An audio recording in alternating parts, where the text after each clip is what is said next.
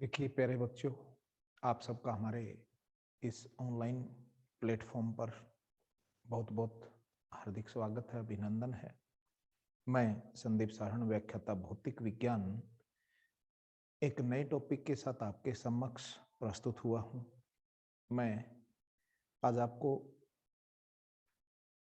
प्रकाशिकी के एक ऐसे टॉपिक से परिचय कराऊंगा जो काफी इम्पोर्टेंट है और जिस पे क्वेश्चन सामान्य रूप से बनता है। हमारा जो टॉपिक रहेगा वो है पूर्ण आंतरिक परावर्तन। देखिए, सिंपल भाषा में परावर्तन और पूर्ण आंतरिक परावर्तन में अंतर क्या है, पहले मैं इस पे चर्चा करना चाहूंगा। परावर्तन का मतलब होता है कि जब भी प्रकाश की कोई किरण किसी सतह से टकराएगी तो वापस उसी माध्यम में लौट के आ जाती है। इसमें माध्यम परिवर्तन नहीं होता, वो तो होता है परावर्तन, रिफ्लेक्शन बोलते हैं जिसको। तो पूर्ण आंतरिक परावर्तन एक अपवर्तन की शर्त है, ध्यान देना इस बात पे। पूर्ण आंतरिक परावर्तन नहीं है, ये एक अपवर्तन की एक निश्चित शर्त है। निश्चित शर्त क्या है कि होगा तो इसमें भी क्या होता है, अपवर्तन होता है। अपवर्तन की एक ऐसी अवस्था हो जाती है जिसके बाद वो प्रकाश की किरण दूसरे माध्यम में न जाके वापस उसी माध्यम में आ जाती है। ये सामान्य परावर्तन नहीं है। इसमें क्या है कि एक निश्चित शर्त की पालना करेगी प्रकाश की किरण, तो ही ये घटना घटेगी। तो हम देखिए पूर्ण आंतरिक परावर्तन के लिए जो शर्त देखना चाहेंगे, इसके कंसेप्ट को समझने की हम कोशिश करेंगे। वो इस तरीके से देखेंगे कि मान लीजिए ये आपकी कोई एक सतह है, और सतह भी कैसी है, जो दो माध्यम को अलग अलग करेगी। हम इसका डायग्राम बनाने की कोशिश करेंगे। इस तरीके से हमने एक इसका डायग्राम बनाया कि ये एक हमने ऐसी सतह अंतरपृष्ठ, अंतरपृष्ठ का मतलब होता है कि जो दो माध्यमों को अलग अलग कर दे। ये इधर हमने एक माध्यम द्वितीय है, ये हमारा एक माध्यम इधर है, थोड़ा सा इधर बना देता हूं, ये माध्यम है द्वितीय, और ये एक माध्यम इधर है, माध्यम फर्स्ट। अब हम इसके बेसिक कंसेप्ट को जानने की कोशिश करेंगे। प्रकाश की किरण इस माध्यम से आई, ये हमने एक अभिलंब डाल दिया। सामान्य भाषा में अपवर्तन को देखेंगे। जब प्रकाश की किरण एक माध्यम से दूसरे माध्यम में प्रवेश करती है तो वो अपने पथ से विचलित हो जाती है, अपने पथ को परिवर्तन कर लेती है। पथ विचलित होने का मतलब है कि जिस रास्ते से वो जानी चाहिए थी उस रास्ते से वो हट जाती है। जैसे अगर यह माध्यमों में परिवर्तन नहीं होता तो ये ऐसे जाती, अब ऐसे नहीं जाएगी। ये इस बात पे निर्भर करेगा कि इन दोनों माध्यमों की प्रकृति कैसी है। मान लीजिए ये माध्यम है n2 अपवर्तनांक का है, ये n1 अपवर्तनांक का है। अब शर्त देखना, अगर हमारा n2 का मान छोटा हो जाए n1 से, n1 क्या है, यहाँ पे अपवर्तनांक है। अपवर्तनांक का मतलब होता है कि उस माध्यम का वायु के सापेक्ष कितना घनत्व है। अगर घनत्व ज्यादा है तो उसका अपवर्तनांक ज्यादा हो जाएगा। और अब हमने यहाँ क्या शर्त डाल दी, n2 छोटा है n1 से, इसका मतलब है कि ये वाला है, ये सघन है। कैसा माध्यम है ये, सघन। और ये वाला कैसा है, विरल। तो यहां जो लाइट गई है आपकी विरल से सघन में गई है। जब प्रकाश की किरण विरल माध्यम से सघन माध्यम में प्रवेश करती है तो वो अभिलंब की ओर मुड़ जाएगी, इसका रास्ता ये हो जाएगा। उल्टा करके देख लो, अगर उल्टा कर दे हम कि n2 का मान n1 से बड़ा है, इसका मतलब ये अब क्या हो जाएगा, सघन माध्यम हो गया, और ये आपका विरल माध्यम है। अब अगर प्रकाश की किरण सघन माध्यम से विरल माध्यम में जाए तो इस अभिलंब से ये दूर हटेगी, तो इसका रास्ता ये हो जाएगा। अब दोनों अवस्थाओं में चेक करके देखो, ये प्रकाश की किरण अगर अभिलंब की ओर मुड़ती है तो ऐसा संभव नहीं है कि वापिस इसी माध्यम में जा सकती है। लेकिन अगर ये अभिलंब से दूर हटती है, इधर जाती है ये, तो दूर हटते हटते हटते हटते संभावना है कि ये वापिस उसी माध्यम में लौट के आ सकती है। तो इसका सिंपल सा मीनिंग ये हुआ कि पहली जो पूर्ण आंतरिक परावर्तन के लिए जो शर्त होगी, हम पहले इसकी शर्त की बात करेंगे। पूर्ण आंतरिक परावर्तन की शर्त क्या क्या है? शर्त क्या है कि प्रकाश की किरण सघन माध्यम से विरल माध्यम में प्रवेश करनी चाहिए। पहली शर्त है नंबर 1, प्रकाश की किरण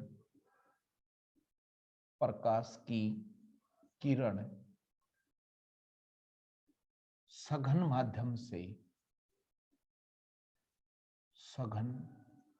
माध्यम से विरल माध्यम में प्रवेश करे। पहली शर्त यही होगी। अगर प्रकाश की किरण विरल से सघन में जाएगी तो पूर्ण आंतरिक परावर्तन की घटना की कोई संभावना नहीं है। तो प्रकाश की किरण सघन से विरल माध्यम में जाएगी तो पूर्ण आंतरिक परावर्तन की संभावना है। लेकिन अकेली ये शर्त सफिशिएंट नहीं है, दूसरी भी शर्त है। दूसरी शर्त क्या है कि आपतित किरण का अभिलंब से बना कोण, अभिलंब से बना आपतन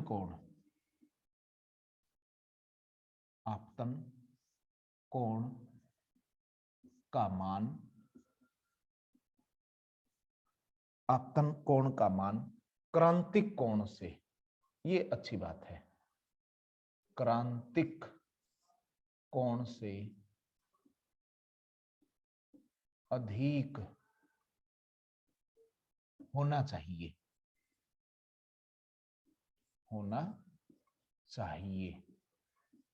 दूसरी शर्त ये है कि जो आई का मान है वो IC से अधिक होना चाहिए। अब बच्चों के मन में क्वेश्चन उठता होगा कि ये क्रांतिक कोण क्या है, हम इसकी भी चर्चा करेंगे। क्रांतिक कोण है क्या? देखिए, ये दो शर्त आवश्यक शर्त हैं। इन शर्तों के बिना आपका पूर्ण आंतरिक परावर्तन की संभावना नहीं है। हम इसको डायग्राम के माध्यम से समझने की कोशिश करेंगे, ये दो चीज क्या है और क्रांतिक कोण क्या कंसेप्ट है। मान लीजिए ये अंतरपृष्ठ है। अंतरपृष्ठ का मतलब हुआ कि एक माध्यम ऊपर है, एक माध्यम ये है, पहला माध्यम। ये जो माध्यम है ये दूसरा माध्यम है। इसका अपवर्तनांक N1 कह दिया मैंने, इसका अपवर्तनांक N2 कह दिया। शर्त ये है, ये इंपॉर्टेंट शर्त है कि N2 का मान N1 से अधिक है। इसका ये मीनिंग हुआ कि अगर ये मान बड़ा है तो ये सघन माध्यम है और ऊपर जो माध्यम है वो आपका विरल माध्यम है। ये x डैश अंतरपृष्ठ है ये। अब क्या होगा कि प्रकाश की किरण, सपोज कीजिए यहां से ये प्रकाश स्रोत है आपका, S बिंदु से प्रकाश की किरण चलेगी, ये S है, यहां से प्रकाश की किरण चलेगी। अगर प्रकाश की किरण आपकी बिल्कुल सीधी लंबवत पृष्ठ पे जाएगी, ये 90 डिग्री पे जाए तो ये बिना विचलित हुए सीधी निकल जाएगी, यहां विचलन नहीं होगा, यहां किसी भी प्रकार का कोई विचलन नहीं होगा, ये सीधी की सीधी निकल जाएगी। लेकिन अगर प्रकाश की किरण यहां से इस माध्यम, यहां इस बिंदु पर गिरे, यहां पर जब आप अभिलंब डालेंगे तो अभिलंब 90 डिग्री यहां से इस पृष्ठ पे डाल दें तो आपको मिलेगा कि ये जो कोण है इसको बोलते हैं आई कोण, आपतन कोण बोलते हैं इसको। ये प्रकाश की किरण की पहली शर्त है। जब प्रकाश की किरण सघन माध्यम से विरल माध्यम में प्रवेश करेगी तो वह अपने पथ में अभिलंब से दूर हट जाएगी। अब इसका पथ देखा जाए तो ऐसे होना चाहिए था, लेकिन ये दूर हटेगी, तो दूर हटेगी तो इसका रास्ता जो होगा, इसका पथ होगा वो इस तरीके का पथ हो जाएगा। ये R है, ये कोण है, ये R है। ये कोण आपका आर है। अगर आपतन कोण के मान को और अधिक बढ़ा दिया जाए, अगर हम इसके मान को और अधिक बढ़ा दें, यहां से फिर अभिलंब डालेंगे हम ऐसे, आई का मान थोड़ा सा और बढ़ा दिया हमने, ये मान आई का है, तो क्या होगा, प्रकाश की किरण और ज्यादा दूर हटेगी। अब दूर हटते हटते इस पृष्ठ के समानांतर हो जाएगी। मान लीजिए इस अवस्था में ये इसके समानांतर है, तो आर का मान कितना हो गया, आर बराबर है 90 डिग्री। तो आर का मान कितना हो जाएगा अब, 90 डिग्री। थोड़ा सा बड़ा लिख दूं इसको मैं, आपको साफ दिखेगा कि आर का मान है वो 90 हो गया। ये जो आई है इसको बोल देंगे क्रांतिक कोण। ध्यान रखना, आपतन कोण का वह मान जिसके लिए परावर्तन कोण कितना हो जाए दूसरे माध्यम में, 90 डिग्री बन जाए। तो पहले हम इस क्रांतिक कोण को देख लेते हैं, क्रांतिक कोण होता क्या है। क्रांतिक कोण जिसको हम आईसी से लिखते हैं, क्रांतिक कोण क्या है, देखना ध्यान देना, क्रांतिक कोण सघन माध्यम में होगा। तो यहां ध्यान रखना, सघन माध्यम में, सघन माध्यम में आपतन कोण का वह मान, आपतन कोण का वह मान जिस पर विरल माध्यम में, विरल माध्यम में अपवर्तन, अपवर्तन कोण का मान, का मान 90 डिग्री प्राप्त हो, प्राप्त हो, इसे क्रांतिक कोण कहते हैं। क्रांतिक कोण कहते हैं। तो आपको क्रांतिक कोण की परिभाषा अगर पेपर में पूछ ली जाए तो बिल्कुल सामान्य सी परिभाषा है, सघन माध्यम में ये क्रांतिक कोण की परिभाषा हो जाएगी आपकी, कि सघन माध्यम में आपतन कोण का वह मान जिस पर विरल माध्यम में बने अपवर्तन कोण का मान कितना हो जाए, 90 डिग्री हो जाए, ये इंपॉर्टेंट चीज हो जाएगी। अब ध्यान देना है, हमारी शर्त जो दूसरी शर्त थी, तो इसमें जो आपतन कोण का मान है वो क्रांतिक कोण के मान से अधिक होना चाहिए। हम क्रांतिक कोण के मान से अधिक करके देखते हैं कि अगर थोड़ा सा और बढ़ा दें हम इसको, आपतन कोण के मान को और बढ़ा दिया तो क्या हो जाएगा, ये अभिलंब है, ये अभिलंब है। प्रकाश की किरण जो यहां 90 तक आ चुकी है, देखो ये अभिलंब से दूर हटती हटती हटती इसके समानांतर आएगी, अगर और बढ़ाएंगे तो वापिस इधर आ जाएगी, तो ये प्रकाश की किरण इधर मुड़ जाएगी, और इधर मुड़गी तो इसका मतलब उसी माध्यम में लौट के आई है। ये पूर्ण आंतरिक परावर्तन है, ये पूर्ण आंतरिक परावर्तन है। तो अब पूर्ण आंतरिक परावर्तन की परिभाषा देखिए, पूर्ण आंतरिक परावर्तन, परावर्तन की परिभाषा देखते हैं हम। ध्यान देना है, ये परावर्तन नहीं है, उस परावर्तन से अलग रखना, जो परावर्तन और अपवर्तन होते हैं उससे अलग रखना है इसको। ये अपवर्तन में एक विशेष घटना है, विशेष स्थिति है। तो हम क्या लिखेंगे, जब प्रकाश की किरण, जब प्रकाश की किरण सघन माध्यम से, सघन माध्यम से विरल माध्यम में, विरल माध्यम में, विरल माध्यम में क्रांतिक कोण से, क्रांतिक कोण से अधिक आपतन कोण पर अधिक आपतन कोण पर आपतित कराई जाती है, आपतित कराते हैं, आपतित कराते हैं तो पुनः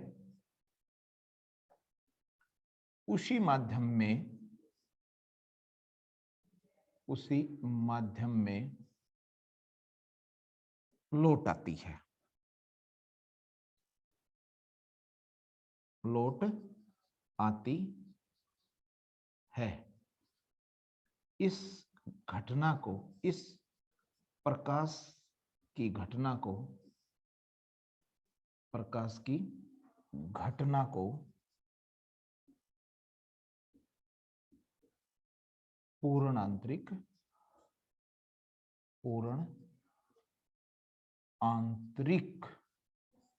परावर्तन कहते हैं।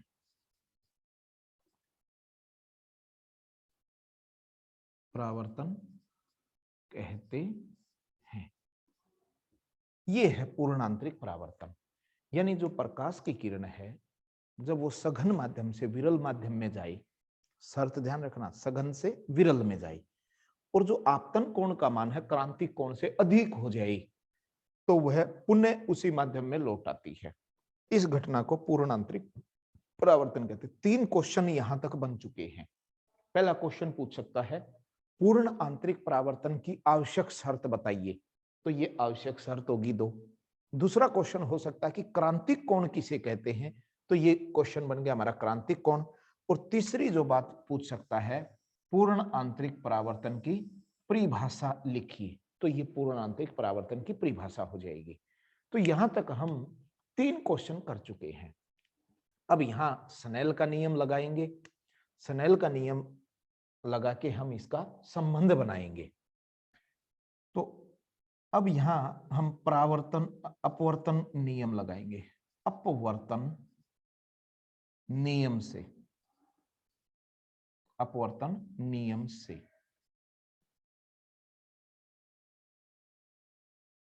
और अपवर्तन नियम क्या है? स्नेल का नियम है, साइन आई बटे वे साइन आर बराबर है n1 बटे n2। यहां ध्यान रखना, सामान्य प्रक्रिया में आपने n2 अपॉन n1 पढ़ा है। यहां n1 बटे n2 इसलिए क्योंकि उन घटनाओं में जब आप, जो आदत होती है हमारी सामान्य नियम पढ़ने की, तो उस समय क्या होता है, इसको n1 और इसको n2 लेते हैं तो प्रकाश की किरण n1 से आती है और n2 में जाती है, इसलिए n2 अपॉन n1 होता है। यहाँ क्या है, n2 से प्रकाश की किरण n1 में गई है, इसलिए ये पलट जाएगा। यहाँ इस बात को विशेष ध्यान रखें। तो ये आपका स्नेल का नियम यहां लागू करेंगे हम। तो साइन आई बटे साइन आर बराबर है n1 बटे n2। लेकिन हमें तो पता है, लेकिन n2 बटे n1 का मान है वो n होता है। n का मतलब है यहां पर जो हमारा ये माध्यम है इसका अपवर्तनांक है, जिसको आपेक्षिक अपवर्तनांक कहते हैं। तो n1 बटे n2 और n2 बटे n1 अंतर आ गया। तो शर्त लगा देते हैं हम। शर्त है, शर्त क्या लगाएं, आई का मान अगर IC हो जाए, आई का मान IC हो तो आर का मान कितना हो जाएगा, 90। यही कंडीशन, आई बराबर IC है तो आर का मान कितना है, 90। तब क्या बन गया, साइन IC बटे वे साइन 90 बराबर है n2 बटे n1। n है यहां, तो n1 बटे n2 तो पलट जाएगा, 1 अपॉन n हो जाएगा। साइन 90 का मान 1 होता है, तो हम इसको, मैं यहां एक्सप्लेन करता हूं, इसको यहां लिख देता हूं। तो कैसे लिखा जाएगा ये, अब देखिए साइन IC बटे हुए 1 बराबर है 1 बटा n, या n बराबर है 1/sin i c। ये संबंध है आपके क्रांतिक कोण और अपवर्तनांक के मध्य संबंध है। किसके मध्य संबंध हो गया ये अपवर्तनांक है माध्यम का और ये क्रांतिक कोण है। इसका अगर नाम देखें तो आपेक्षिक अपवर्तनांक होता है। इस तरीके से हम इसको सोल्व कर सकते हैं इस टॉपिक को, और आप आराम से इस क्वेश्चन को कर सकते हैं। अब हम इसके अनुप्रयोग की बात करेंगे कि कौन कौन सी घटनाएं इस पूर्ण आंतरिक परावर्तन पर आधारित हैं। उन घटनाओं की हम बात कर लेते हैं। आप देखे होंगे कि सामान्य रूप से मरुस्थलीय क्षेत्र जो होते हैं, मरुस्थलीय क्षेत्र जैसे राजस्थान का क्षेत्र है अपने, इसका जैसलमेर बाड़मेर का जो क्षेत्र है वो मरुस्थलीय क्षेत्र है। तो मरुस्थलीय क्षेत्र में गर्मी के दिनों में सामान्यतः पूर्ण आंतरिक परावर्तन की घटना होती है। इसमें क्या होता है कि मान लीजिए कई बार आपने भी महसूस किया होगा, जब हम कभी किसी व्हीकल में बैठे हैं, बस में यात्रा कर रहे हैं, आगे बैठे हैं, गर्मी के दिनों में हमें ऐसा महसूस होता है कि सामने सड़क के ऊपर, रोड के ऊपर पानी गिरा हुआ है, लेकिन जब हमारी बस आगे की तरफ जाती है तो हमें प्रतीत होता है कि वहां पर किसी भी प्रकार का कोई पानी नहीं है। तो ये जो भ्रम है इसको बोलते हैं मरीचिका। तो इसकी घटनाएं क्या है? मरीचिका का बनना, मरीचिका का बनना। मैं समझा देता हूं आपको कि मरीचिका का बनना कैसे होता है। गर्मी के दिनों में हमारे धरातल की वायुमंडल जो वायु है ये गर्म होकर ऊपर की ओर उठती है, इसलिए नीचे हमारा माध्यम बनेगा वो विरल माध्यम बनेगा। जैसे जैसे हम ऊंचाई पे जाएंगे हवा ठंडी होगी, उसका घनत्व बढ़ता है। तो नीचे की तुलना में जो ऊपर की तरफ बढ़ने पर धीरे धीरे धीरे धीरे आपका विरल से सघन माध्यम की ओर विस्तृत परिवर्तन होता जाता है, यानी ऊपर हवा का घनत्व ज्यादा होता है। तो उसमें क्या होता है कि मान लीजिए ये कोई पेड़ है, हम ऐसे देख लेते हैं कि मान लीजिए ये कोई पेड़ है आपका, ऐसे मान लो इसको, ये एक पेड़ सामान्य रूप से ऐसा मान लिया हमने।